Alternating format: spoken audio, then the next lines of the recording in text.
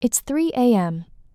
The house is quiet except for that small, urgent cry coming from the bassinet. You pick your baby up, hold them close, sway in the dark, and a tiny part of you wonders, am I doing enough? Am I doing this right? Are they getting what they actually need from me? Here's something most new parents are never told. Your baby is not just looking for milk and a clean diaper. There are 6 specific things they're silently asking you for every single day. And when they get them, something extraordinary happens inside their developing brain. Babies can't tell you what they need with words, so most of us guess. We feed, we change, we rock, we worry. And when they keep crying, or stare at the ceiling, or seem fussy for no reason, we start to feel like we're failing some invisible test. You're not imagining the pressure. And you're not imagining how confusing it is. But here's what developmental psychology has been telling us for decades. What babies need most isn't found in any product, gadget, or perfect routine. It's found in the small, ordinary moments between you and them. Researchers in attachment science call these serve and return moments, and they're literally building the architecture of your baby's brain right now. In this video, I'll walk you through 6 things your baby is secretly asking for every day, backed by neuroscience, attachment theory, and the kind of warmth most parents are already giving without even realizing it. By the end, you're going to recognize how much you're already doing right, and you'll know exactly what to add. Let's start. Thing 1. Your eyes. Your baby is not looking at your face out of curiosity. They're studying it the way a scientist studies a map. By 8 weeks old, infants can already recognize their primary caregiver's face from across a room. And here's why that matters when your baby locks eyes with you. Their brain releases oxytocin, the bonding hormone. Yours does too. You are co-regulating each other through nothing more than a glance. Imagine Sarah holding her 3-month-old Mia in her lap. Mia stares up at her, wide-eyed and serious. Sarah doesn't say anything. She just looks back, softens her face, smiles a little. Mia kicks her legs, makes a tiny sound, looks away, and looks back. That's the conversation. That's the entire thing. The tip.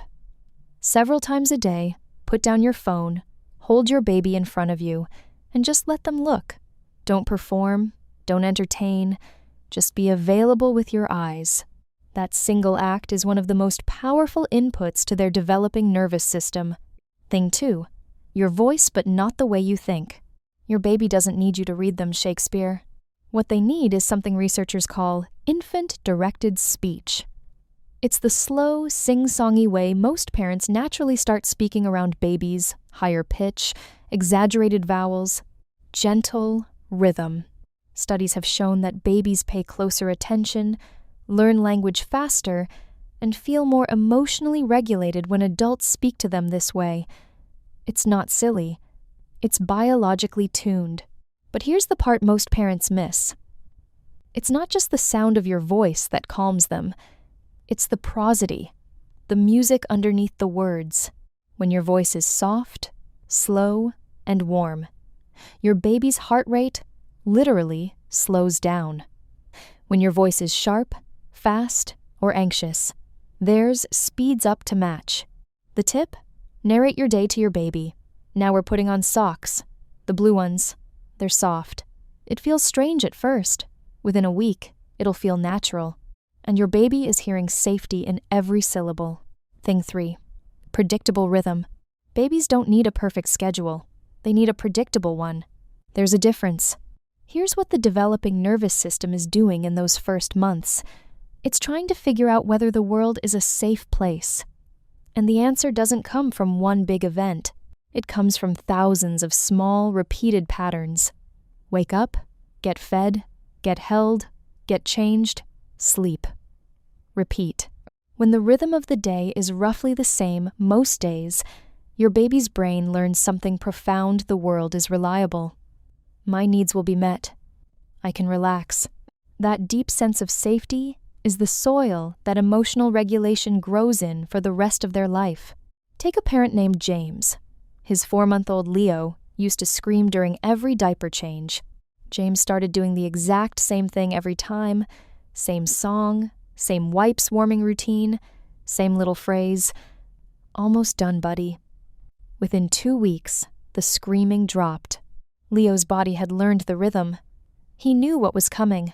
The tip: pick 3 small daily rituals: wake up, feeding, bedtime, and make the sequence almost identical every day. The repetition is what wires their brain for trust. Thing 4, skin-to-skin touch. This isn't just for newborns in the hospital. Touch remains one of the most regulating experiences your baby has access to for the first full year of life and beyond. When you hold your baby skin to skin, something physiological happens. Their breathing syncs with yours. Their body temperature stabilizes against yours. Their cortisol, the stress hormone, drops, and yours does too.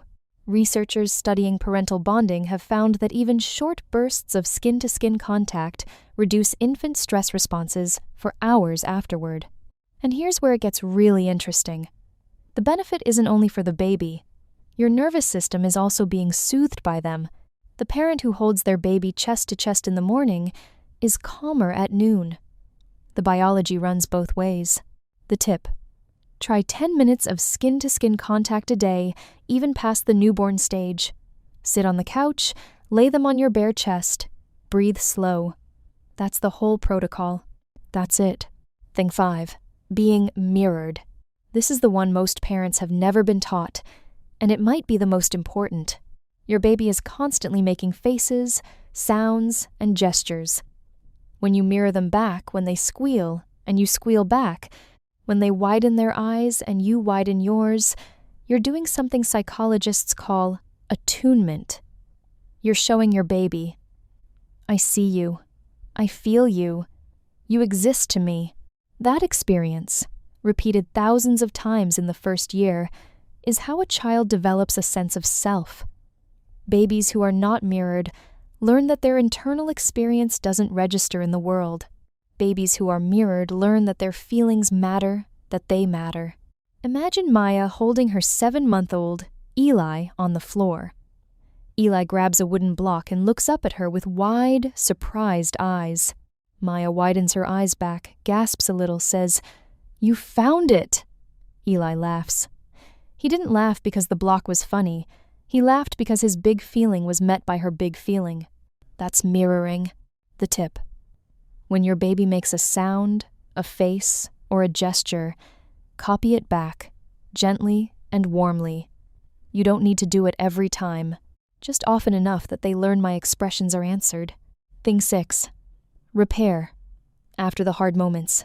Here's something that surprises almost every new parent. You don't have to be perfect. You don't even have to be close to perfect. Research on attachment, going back decades to psychologists like Edward Tronick, shows that even the most loving parent only gets it right about 1/3 of the time. The rest of the time, there's missed cues, mismatched moods, frustration. What matters isn't avoiding those moments. What matters is what happens after. When you snap at your baby because you haven't slept in 3 days, and then you take a breath, look at them, soften your voice and say, "I'm sorry, sweet one. Mama's tired," that is repair. Your baby doesn't understand the words, but they feel the shift. They feel you coming back to them. And that experience, repeated, teaches them something extraordinary that ruptures don't end love. That conflict is survivable. That when the connection is broken, it can be rebuilt. This is the foundation of every healthy adult relationship they'll ever have. And it starts with you, in the quiet moments after a hard one. The tip: after any hard moment, a sharp tone, a rushed feed, a frustrated sigh, pause.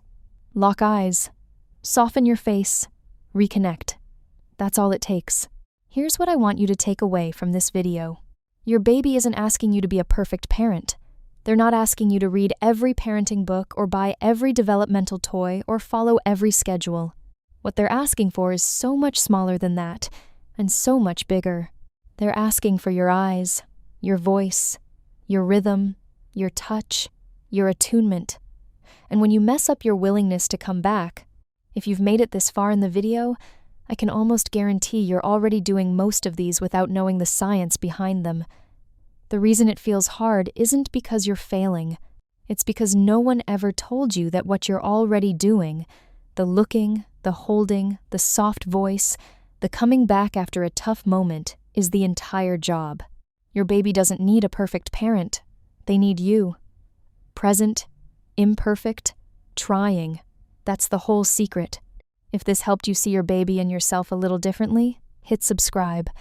I post every week about the psychology behind parenting's hardest, sweetest, most overwhelming moments. And tell me in the comments, which of these 6 things felt like the biggest revelation to you, and which one are you already doing every day without realizing it? I read every single one.